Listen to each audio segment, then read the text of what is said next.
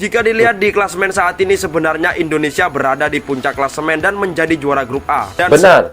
Kalau kita lihat di sini, sepatutnya Indonesia itu juara di dalam kumpulan ya.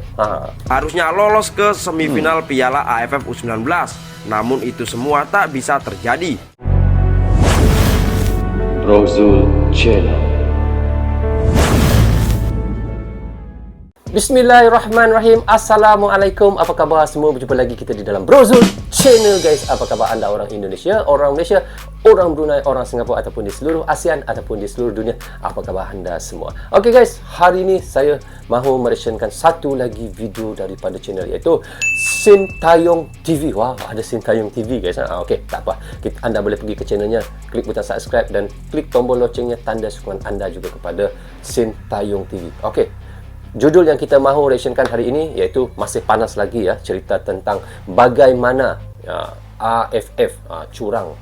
Kita lihat bagaimana di situ Indonesia enggak bisa ataupun enggak layak pergi ke separuh akhir. Kalau kita lihat pada jaringannya dan bolosnya hanya sedikit saja, 2 saja bolos, tetapi jaringannya sangat banyak, 17. Kalau diikutkan pada aturan FIFA, sebenarnya Indonesia sepatutnya duduk di tangga yang teratas di dalam kumpulan, tetapi nggak bisa guys, karena itu adalah daripada aturan AFF. Tetapi yang kita hairannya, bagaimana aturan AFF itu masih lagi menggunakan aturan yang sangat konyol, yang sangat orang kata ketinggalan zaman, sedangkan AFC dan FIFA sudah tidak lagi menggunakan aturan seperti itu guys. Itulah, dan judul yang kita mahu reactionkan tadi adalah FIFA dan AFC turun tangan. Itu yang saya maksudkan tadi. FIFA dan AFC turun tangan. Inilah detik-detik Vietnam dan Thailand curang. Kita tahu bagaimana cara mereka berlawan antara Vietnam dan Thailand. Sangat-sangat memalukan guys. Kemenangan mereka itu sebenarnya sangat memalukan. So, tanpa basa-basi dan tanpa berlengah lagi, mari kita sama-sama tonton direction bersama dengan Brozul Channel. Mari. Wah, kesiahannya menangis ya, dia punya penyokong Timnas Indonesia. Inilah detik-detik cuplikan video bobroknya dan curangnya Thailand dan Vietnam setelah mereka bermain imbang 1-1 untuk menjatuhkan Timnas Indonesia. Sungguh tidak sportif. Betul, tidak sportif. Sebelum kita lanjut, alangkah baiknya kalian subscribe dan like channel ini dulu, dan jangan lupa nyalakan lonceng notifikasinya agar kalian gak ketinggalan berita menarik seputar Timnas Indonesia setiap hari. Kalau sudah, mari kita lanjut. Ya, mari kita lanjut. Timnas Thailand dan Vietnam kini menjadi sorotan sepak bola Asia karena diduga melakukan kecurangan dalam laga perebutan tiket semifinal Piala AFF U19 2022. Benar. Hal tersebut terlihat jelas saat pertandingan semalam. Mereka bermain imbang dengan skor 1-1. Hasil itu mengantarkan kedua tim itu lolos, sementara Indonesia harus gugur. Ya, mereka sengaja melambat-lambatkan perlawanan itu di minit-minit yang ke-85 ya. Kita lihat hingga ke masa tambahannya, iaitu ke minit 94-nya, mereka masih lagi bertukar-tukar hantaran di dalam kotak mereka yang masing-masing.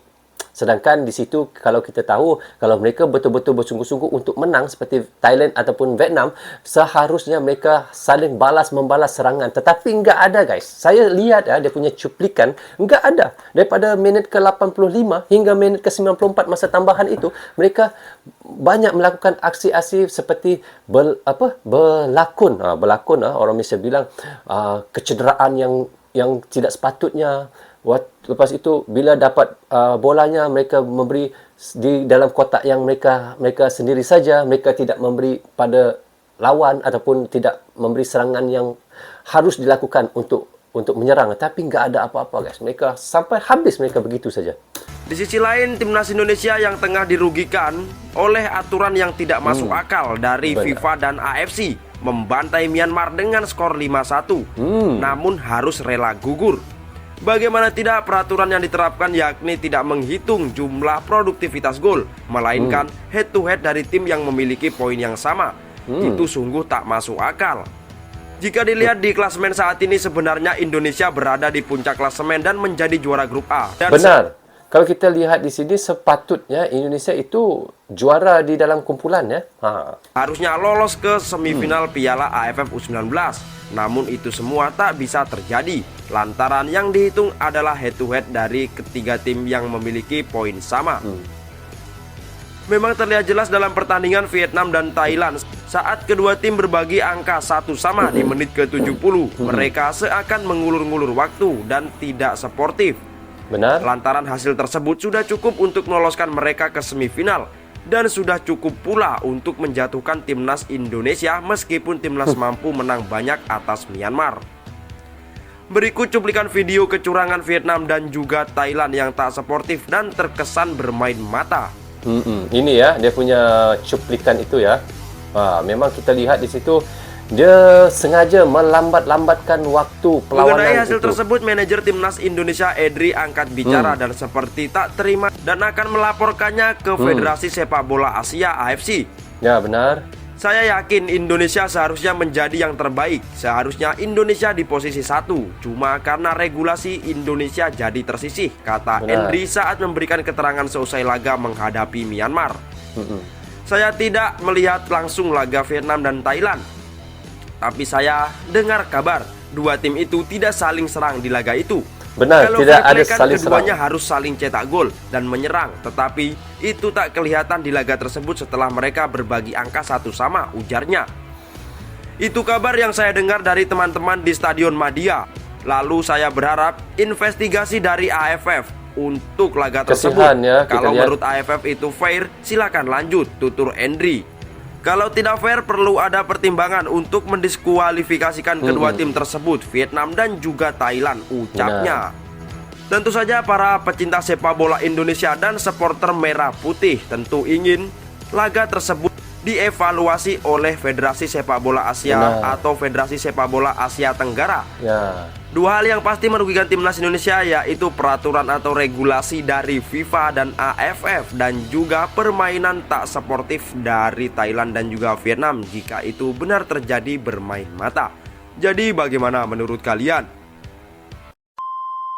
Oke, syukur alhamdulillah kita sudah pun mereaction daripada channel Sintayong TV. FIFA dan AFC turun tangan ya. Sepatutnya itulah yang harus dilakukan oleh FIFA dan AFC ya, untuk memberi ataupun untuk memberitahu kepada AFF bahawanya undang-undang ataupun mereka punya syarat itu sudah lama tidak digunakan ataupun sudah konyol lah, sudah ketinggalan zaman sebenarnya. Kenapa mereka masih lagi menggunakan syarat itu?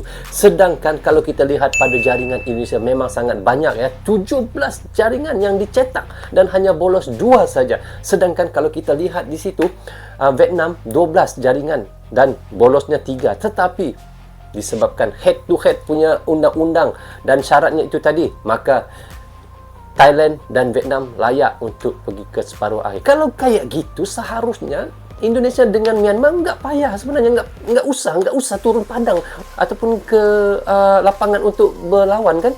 Kalau sudah tahu begitu kayaknya itulah kita kata kita sangat kesal dan sangat sedih dengan apa yang telah berlaku ini. Tetapi apa kendaya itu sudah diutuskan ataupun sudah diputuskan oleh AFF. Tetapi kita harap ada sinar untuk timnas Indonesia guys. InsyaAllah guys, sokong Harimau Melaya untuk menentang Vietnam pada Rabu ini guys. Sokong habis-habisan dan doakan mudah-mudahan Malaysia ataupun Harimau Melaya dapat menewaskan Vietnam di separuh akhir ini. Ini saya minta doa daripada rakyat Indonesia guys.